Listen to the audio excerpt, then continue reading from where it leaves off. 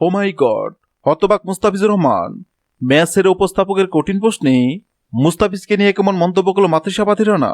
ILT টি-20তে বল হাতে আবারও নিজের কারিশমা দেখালেন বাংলাদেশের cutter master Mustafizur Rahman. Dubai ক্যাপিটালসের হয়ে সাজা ওয়ারিসের বিপক্ষে ম্যাচে নিয়ন্ত্রিত বোলিংয়ে প্রতিপক্ষকে অল্প রানে আটকে রাখতে বড় ভূমিকা পালন করেন তিনি।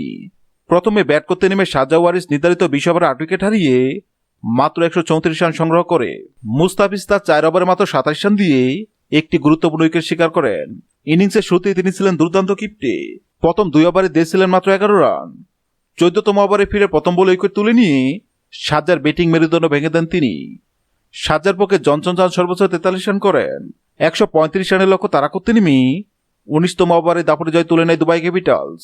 ম্যাচ শেষে হারের বিষাদ ভুলে মুস্তাফিজের প্রশংসায় মেতে উঠেন লঙ্কান পেসার মাতৃষা পাথিরানা।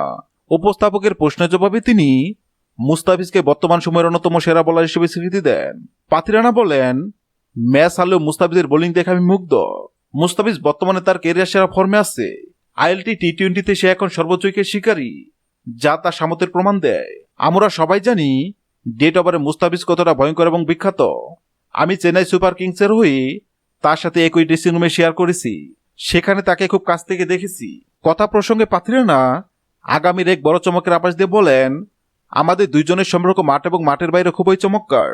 2026 আইপিএল আমরা দুজনেই একই দল কলকাতা নাইট রাইডার্সের হয়ে খেলব। ফিজের মতো একজন বিশ্বমানের বোলারের সাথে একই প্রান্তে বোলিং করাটা সবসময় আনন্দের এবং শিখার। মুস্তাফিজের এই দুর্দান্ত ফর্ম শুধু আইএল টি-20তে নয়, আসন্ন আন্তর্জাতিক টুর্নামেন্টগুলোতেও বাংলাদেশের জন্য শক্তির জায়গা হতে যাচ্ছে। হ্যাঁ দর্শক, যদি ভিডিওটি ভালো লাগে লাইক দিবেন এবং সাবস্ক্রাইব আমাদের চ্যানেলের সঙ্গে থাকবেন। ভিডিওটি দেখার জন্য আপনাকে অসংখ্য ধন্যবাদ।